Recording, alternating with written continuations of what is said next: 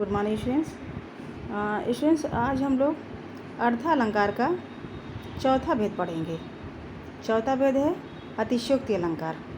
ठीक है, तो स्टूडेंट इससे पहले हमने शब्दालंकार कंप्लीट करा दिया था और अर्थालंकार का जो 5 भेद है उसमें से मैंने 3 करा दिया था। 3 में से सबसे पहले मैंने कराया था उपमा अलंकार, दूसरा रूपक अलंकार और तीसरा उत्प्रेक्षा अलंकार। ये कंप्लीट हो चुका था। तो आज हम पढ़ेंगे अतिशयोक्ति अलंकार और 5वां मानविकरण अलंकार पढ़ेंगे। ठीक है, तो इसे ध्यान से आप पढ़ेंगे और कॉपी पे अपना इसका वर्क जितना भी है उदाहरण के साथ आप लोग जो है इसके भेद और उदाहरण ज़रूर लिख लेंगे। तो आइए हम चलते हैं चौथे भेद में अतिशयोक्ति अलंकार। सबसे पहले स्टूडेंट्स हम लोग अतिशयोक्ति अलंकार की परिभाषा पढ़ेंगे। इसकी परिभाषा है कि जहाँ पर किसी वस्तु या बात का अत्यंत बढ़ा चढ़ाकर उल्लेख या वर्णन किया जाए वहाँ पे अतिशयोक्ति अलंकार होता है। अतिशयोक्ति का देखिए मतलब ही होता है अति मतलब क्या होता है? अधिक, बहुत ज़्यादा। तो ये जो अतिशयोक्ति अलंकार है इसी में इसकी मीनिंग छुपी है कि बहुत ज़्यादा, यानी किसी चीज़ की अति यानी कहता है ना कि बहुत ज़्यादा अति हो गई। तो अतिशयोक्ति यानी किसी चीज़ को बहुत बढ़ा चढ़ा कर कहने को अतिशयोक्ति कहते हैं। तो यहाँ पे देखिए कह रहा है कि जहाँ पर किसी वस्तु या बात का अत्यंत बढ़ा चढ़ाकर उल्लेख या वर्णन किया जाए वहाँ पे अतिशयोक्ति अलंकार होता है।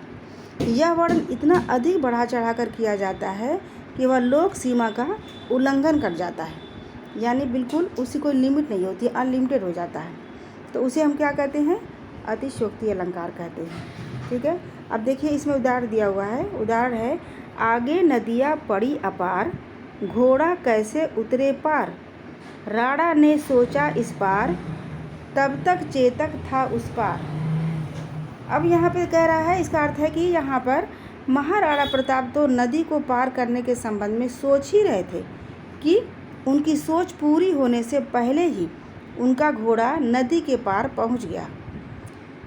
तो यहाँ पे जो है यह लोक सीमा का अतिक्रमण है, उल्लंघन है। अतः यहाँ पे क्या है? अतिशयोक्ति अलंकार है।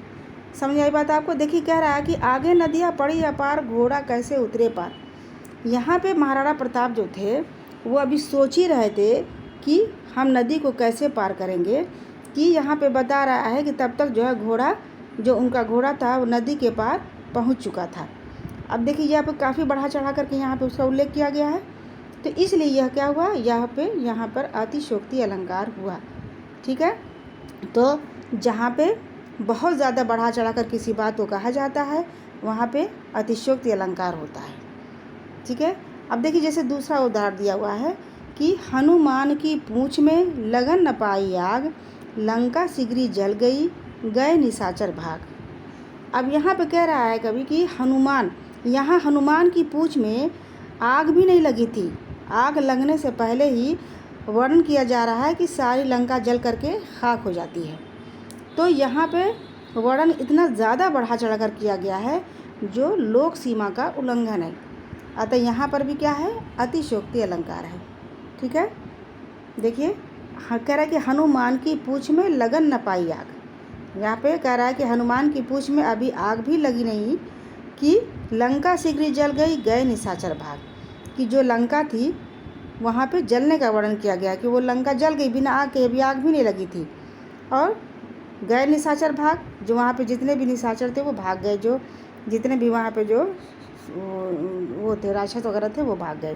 तो यहाँ वर्णन अत्यंत बढ़ा चढ़कर किया गया है जो लोक सीमा का उल्लंघन है। यहाँ पे अतिशयोक्ति अलंकार है। तो स्टूडेंट्स अतिशयोक्ति अलंकार का मतलब समझ में आ गया आपको कि जहाँ पे बातों को बहुत ज़्यादा बढ़ा चढ़ाकर कही जाती है जिसकी कोई सीमा नहीं होती है वहाँ पे अतिशयोक्ति अलंकार होता है। ठीक है, अब स्टूडेंट्स यहाँ पे बहुत सारे आपकी किताब में उदाहरण दिया है, आपके बुक में बहुत सारे उदाहरण दिया हुआ, जो भी आपको सही लगे और छोटा हो, जहाँ पे मात्रा मिस्टेक ना हो, वो आप ज़रूर से लर्न कर लीजिएगा ताकि जब भी आपके पेपर्स में आए, एग्ज़ाम्स में आए, उसे आप आराम से लिख लीजिए। ठीक है, अब हम पढ़ेंगे मानविकरण अलंकार। मानविकरण अलंकार देखिए यहाँ पे जो टाइटल है मानविकरण अलंकार, उसी से आपको समझ रहा है कि ये मानव से संबंधित है, यानी मनुष्य से संबंधित है।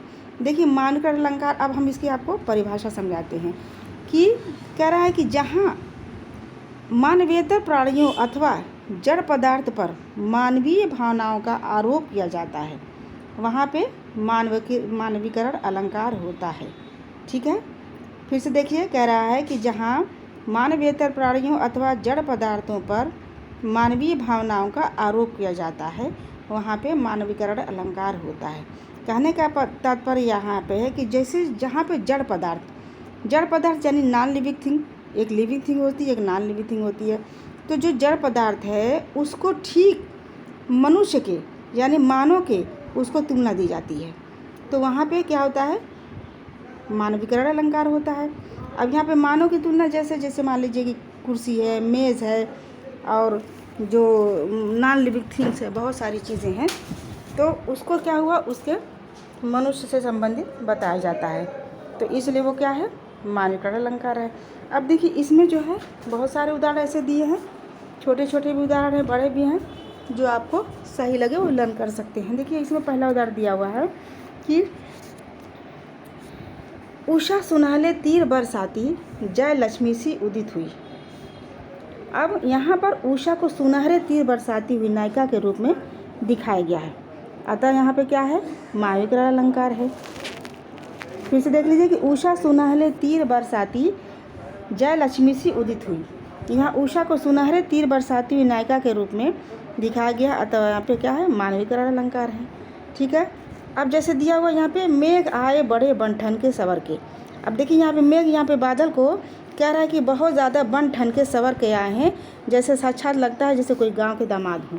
ठीक है, तो यहाँ पे मेघ आए बड़े बन-ठन के सवर के, इसका मतलब ये हुआ कि जो मेघ है, मेघ को बिल्कुल मनुष्य इंसान की तरह बताया है कि बड़े बन-ठन के सवर करके ये आ रहे हैं।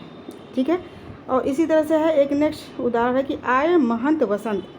यहाँ पे वसंत ऋतु को महंत की उपाधि दे रहा है, महंत की तरह बता रहा है कि आए महंत वसंत, कि यहाँ पर जो है, जो वसंत ऋतु है, बिल्कुल महंत के समान आए हुए हैं।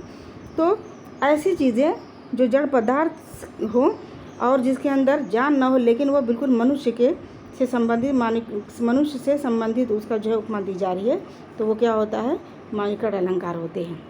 तो इसमें भी बहुत सारे ऐसे उदाहरण हैं जिसे आप याद कर करके लिख सकते हैं। जैसे यहाँ पे जैसे दिया हुआ, संध्या सुंदरी परी सी धीरे धीरे, मेघ आए बड़े बन-ठन के सवर के, आए महंत वसंत, अंबर पनघट में डूब रही तारा घट उषा नागरी, और दिवासन का समय मेघ हाले आसमान से उतर रही है। इस तरह के बहुत सारे अच्छे अच्छे यहाँ पे उदाहरण हैं जिसे आप लर्न कर सकते हैं। ठीक है, तो मानवीकरण का अर्थ आपने उम्मीद है समझ गए होंगे कि जहाँ पे जड़ पदार्थों पर मानवीय भावनाओं का आरोप किया जाता है, वहाँ पे मानवीकरण अलंकार होता है। स्टूडेंट्स, ये रहे आपके चैप्टर कंप्लीट हो चुके हैं आपके अलंकार के, और जितने भी एक्सरसाइज क्वेश्चन हैं आपके बुक में बहुत अच्छे अच्छे छोटे छोटे हैं, उसे आप ज़रूर से पढ़ करके लर्न कर लीजिएगा, और जहाँ पर भी ना है उसे आप ज़रूर पूछ लीजिएगा। Thank you.